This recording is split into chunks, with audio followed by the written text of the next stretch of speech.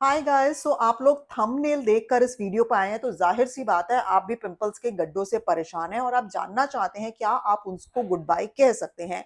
Well yes yes yes certainly yes, up to 80% हम आपके pimples के गड्ढों की जो अपीयरेंस है उसको हम कम कर सकते हैं सेफ वे में और परमानेंट वे में।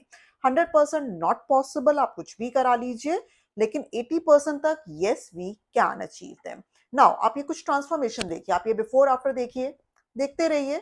ये सिर्फ मैं आपको इसलिए दिखा रही हूँ ताकि आपको एक मेंटल क्लैरिटी हो जाए कि यस पिंपल्स के गड्ढों को की विजिबिलिटी को हम कम कर सकते हैं। कुछ जो आप ये हैं ये फर्स्ट सेशन के बाद है, किसी का 3 सेशंस के बाद है, किसी का 5, किसी का 6 सेशंस के बाद है।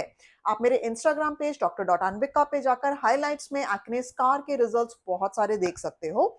सो बेसिकली एक्ने स्कार के विजिबिलिटी कम कर सकते हैं, that is one point. Second point, कैसे कर सकते हैं?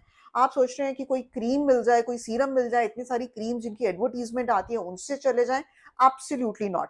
देखो पिंपल्स है रेड कलर का, पिंपल्स के रेड मार्क रह गए, ब्लैक मार्क रह गए, यस ये तीनों चीजें फिर भी आपकी दवाइयों से, सिर्फ लगाने की और खाने की दवाइयों से जा सकते हैं।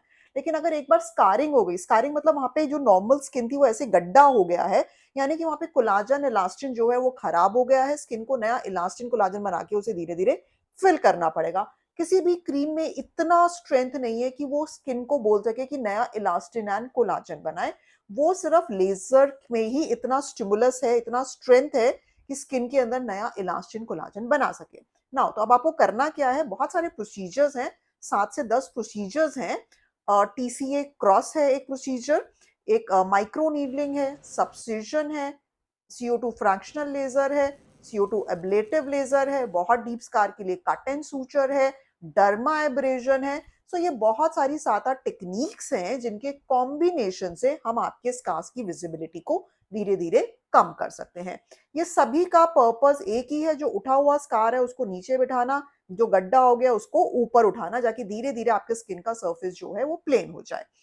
नाउ इनमें से कोई से भी 2-3 का मैं कॉम्बिनेशन करती हूँ, जाके आपके जो रिजल्ट्स हैं वो बेटर होते चले जाएं। आपको 3 to 6 to 8 सेशंस के लिए रेडी रहना है, जो एक एक महीने के गैप में करते हैं। किसी को 3 में आ जाएगा, किसी को 4 में, किसी को 6 में, किसी को 8 में, डिपेंड करता है वो कि आपकी स्किन कितनी जल्दी इलास्टिन कोलाजन बनाती है, आपके स्कार्स किस टाइप के स्कार्स हैं। सो अलग अलग टाइप के स्कार होते हैं, आपकी स्किन का जो कलर है उस पर भी डिपेंड करता है। बिकॉज अगर आप बहुत डार्क स्किन टोन है तो हम बहुत हाई एनर्जी लेवल्स नहीं दे पाते हैं। आप फेयर स्किन टोन्ड हो तो हम हायर एनर्जी लेवल्स दे सकते हैं, so we can expect earlier results. So there so many factors which decide कि आपको कितनी जल्दी रिजल्ट मिलेगा। दूसरा आपको ये याद रखना, सपोज मैंने आज आपका एक सेशन करा तो उसका रिजल्ट अगले 2 to 6 मंथ्स तक आता रहेगा। ये नहीं कि आप 10 दिन बाद आए और आपको रिजल्ट मिल गया। आपको 2 to 6 मंथ्स तक हर सेशन का रिजल्ट मिलता रहेगा। जो हमने आपका 6 सेशन करा उसका रिजल्ट भी अगले 6 मंथ्स तक मिलता रहेगा। So it's a process, it's a journey. Now what about side effect? सबसे पहले दिमाग में यही आता है, see finally there are not going to be any side effects अगर आपका प्रॉपर एनर्जी लेवल तो सब कुछ ढंग से हुआ है तो। Only thing is temporarily skin को हीलिंग टाइम जरूर चाहिए। हीलिंग टाइम मतलब जब हम आपका ये सब करते हैं अगले 7 डेज तक काले काले खुरंट रहते हैं चेहरे पे, आप काम कुछ भी कर सकते हो, खा सकते हो, बोल सकते हो, लेकिन आप जो खुरंट होते हैं वो आप अच्छे नहीं दिखते, तो आप मास्क पहन के काम पे जा सकते हो। वो जो क्रस्ट है, खुरंट है, अपने आप 7 दिन में गिर जाएंगे। उसके बाद एक फेज आता है रेडिशनेस ब्लैकिशनेस का। नाउ दैट फेज वो आपको गो थ्रू करना ही पड़ेगा। ऑफ कोर्स वो 110%, 100% केसेस में चला जाएगा, बट वो जो फेज है वो आपको गो थ्रू करना पड़ेगा। उसके अंदर थोड़ा सा ये प्रॉब्लम हो जाती है कि एवरीबडी जिससे आप मिलते हो, अरे देखो ये क्या हुआ, अरे ये क्या हुआ, तो उनको जवाब देना थोड़ा मुश्किल हो जाता है। बट आपको माइंड में क्लैरिटी रखनी है कि ये स्किन का हीलिंग फेज है। आप इसको ऐसे समझ सकते हो कि मच्छर भी काटता है तो वहां पे एक रेडिशनेस ब्लैकिशनेस रहती है, फाइनली नॉर्मल स्किन उससे रिप्लेस हो जाती है। तो एक तरीके से हम भी तो आपकी स्किन को, पुरानी स्किन को तोड़ रहे हैं और नई से रिप्लेस कर रहे हैं। तो वो रेडिशनेस एंड ब्लैकिशनेस का फेज आएगा।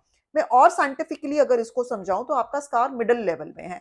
अब मेरे को अपना लेजर या माइक्रोनीडलिंग मिडिल लेवल तक तो पहुंचना ही पड़ेगा स्किन के, तभी तो रिजल्ट आएगा। अब मिडिल लेवल के ऊपर सुपरफिशियल लेवल में ना एक काले रंग बनाने वाली लेयर है, मेलेनोसाइट्स जिसमें है। अब उसको मैं छेद करके, पेनिट्रेट करके मिडिल लेयर में पहुंचती हूँ। तो जब मैं उसको छेड़खानी करती हूँ वो थोड़ा सा ना ब्लैक कलर स्पिल ओवर हो जाता है, इसलिए आपको वो ब्लैकिशनेस फेज आता है। अगर मैं सुपरफिशियल लेयर में ही रहूं, वो ब्लैकिशनेस वाला फेज नहीं आएगा, लेकिन आपको रिजल्ट्स भी नहीं आएंगे। So this is the science behind it. तो उसमें डरने का कुछ भी नहीं है, it's a temporary phase in everybody. तो अगर आपके भी एक्ने के स्कार्स हैं, आप दिए गए नंबर पर कॉल कर सकते हैं, अपनी क्लियर सी फोटोग्राफ व्हाट्सएप कर दीजिए सो दैट मेरे मेडिकल काउंसलर्स आपको कॉल बैक कर आपके जो भी डाउट्स हैं इस वीडियो के बाद भी उसकी एक्सप्लेनेशन दे सके, और you can book your appointment with us. आप चाहते हैं मैं किसी भी पर्टिकुलर टॉपिक पे स्किन एंड हेयर से रिलेटेड वीडियो बनाऊं, do right it down in the comment section below. Follow me on dr.anvika at my Instagram account. You can go to my website dranvika.com जहां आप खरीद सकते हैं the skin and hair care products जो मैंने खुद formulate करे हैं। Right ingredients in the right percentage is the specialty of DA products. Stay happy, stay beautiful, and we'll meet you in the next video.